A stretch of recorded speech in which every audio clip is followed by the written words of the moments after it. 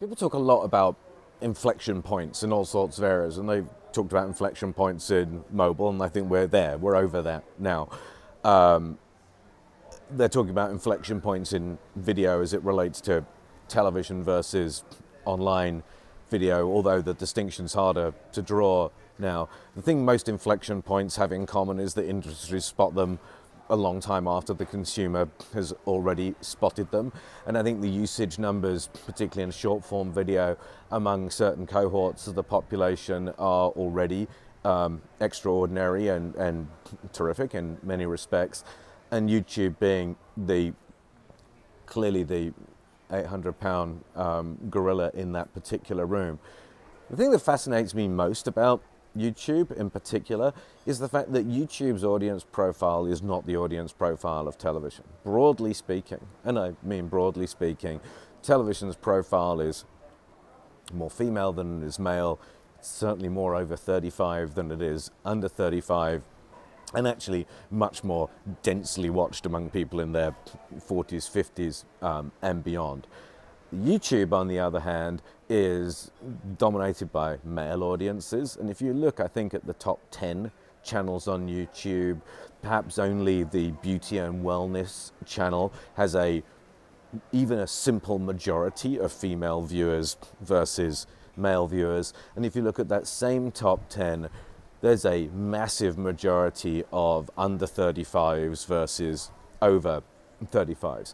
Now, part of this is the weighting of the channel, because music and culture is by far the biggest single channel on YouTube.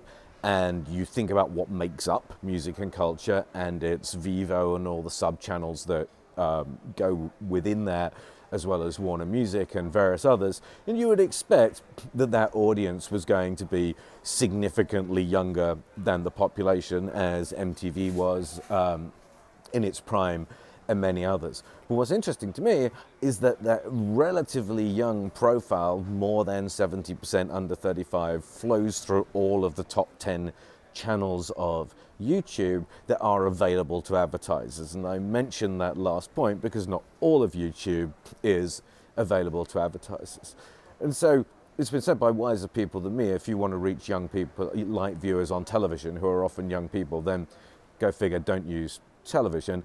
And I think that for younger audiences, online video is the most tremendous opportunity, and I think that advertisers are moving aggressively into that area. And I think from the biggest packaging companies to automotive companies and indeed everyone else, it's no longer a curiosity that hangs off the side of a media plan. We ought to try this. It's properly baked in. I think the good news is that we've always known that, I always say, to avoid a cliche and then give a cliche, that sight, sound and motion is the most powerful form of communication. And I think that online video is opening up sight, sound and motion to a set of brands that maybe couldn't have used it before because the access price to television was too high. The relationship between programmatic and other forms of buying in video is very much a work in progress, and it's going to be interesting to see how it develops. Now, clearly, one of the key drivers of that is what kind of inventory is available to be brought programmatically. And it remains true in our business that we spend probably as much money in the online extensions of what we think of as TV or broadcast quality video, whether it's to the tablet, the PC, or the mobile device, as we do on all other forms of online video together. And by and large, those forms of online video aren't available programmatically, and they are bought and sold bundled with a multi-screen package for those people. So take that to one side, because that becomes available programmatically, then the amount of programmatic buying will increase enormously. I think on performance advertising in particular, we are very happy buying an increasing amount of inventory on a programmatic basis, because there's a Darwinian effect of the amount of return we're getting, whether it's in views or ROI directly for that we can make those judgments. But we still, because we believe in storytelling, still buy quite a lot of channel and environment and contextually driven advertising because we believe that the nature of the ad we're buying sits with greatest comfort against certain kinds of content and not with other kinds of content. And I think one of the things we'll see emerge during this year is that YouTube will look at least adding to, if not replacing, their existing kind of approach and descriptors of how YouTube is into a more channel-like structure.